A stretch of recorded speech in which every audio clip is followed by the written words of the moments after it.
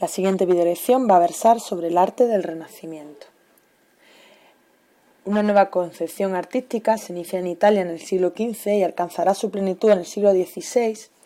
Será conocido como el arte renacentista, un arte impregnado de las ideas humanistas de la época. Este arte tiene diferentes características. La primera de ellas es que es un arte antropocéntrico, que coloca al ser humano en el centro del universo.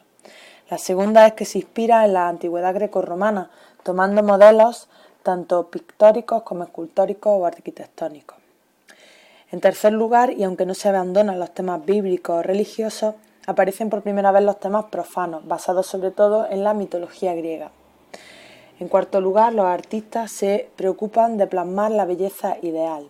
Y en quinto, el ser humano se convierte en la obra más bella de Dios y de la naturaleza, y por tanto los artistas se ocupan de estudiar la naturaleza y la anatomía humana. Este arte renacentista ya hemos dicho que surgirá en Italia y de ahí se expandirá al resto de Europa, y aparece concretamente en la zona de Florencia.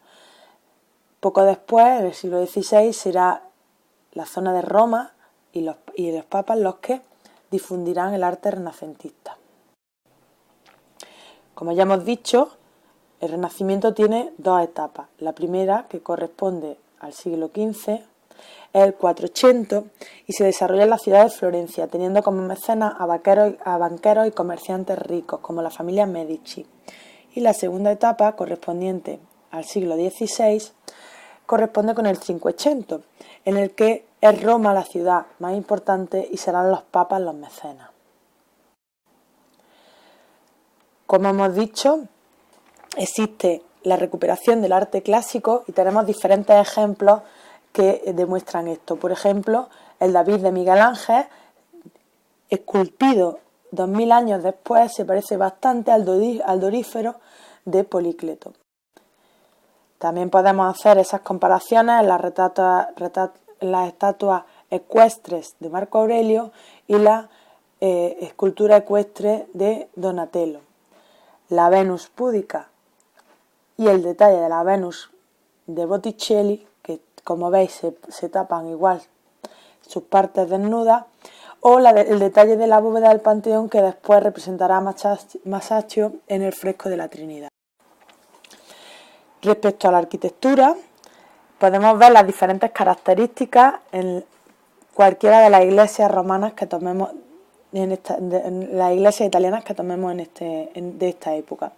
En primer lugar, se toman los modelos grecorromanos usando tanto columnas como pilastras de origen griego y romano, dórico, jónico y corintio para los griegos, y compuesto y toscano o etrusco para los romanos. Se vuelve a la planta de cruz griega o central, como la iglesia de San Pietro en Montorio, y aunque siguen las plantas de cruz latina en el 500, las iglesias serán más robustas y más monumentales. Respecto a la escultura, se sigue representando, como hemos dicho, el cuerpo humano desnudo, en busto o, como hemos visto, en esculturas ecuestres. Los temas siguen siendo bíblicos, como el David de Goliat o la piedad, pero también aparecen los temas mitológicos. Los materiales básicos serán siempre el mármol, como en ambas esculturas que podemos observar, o el bronce, y aunque en el 400 se busca la proporcionalidad y el equilibrio, en el 500 podemos ver las líneas mucho más curvas y la expresión de los sentimientos. En pintura, los artistas lo que buscan es reproducir la realidad. Además, buscan la profundidad creando leyes para la perspectiva, que dirigen la imagen mediante la división geométrica de la obra hacia un punto concreto. Los fondos dejan de ser fondos dorados, como en el gótico, y aparecen fondos paisajísticos o de la naturaleza. Y la manera de pintar será al fresco y al temple en el siglo XV y al óleo en el siglo XVI.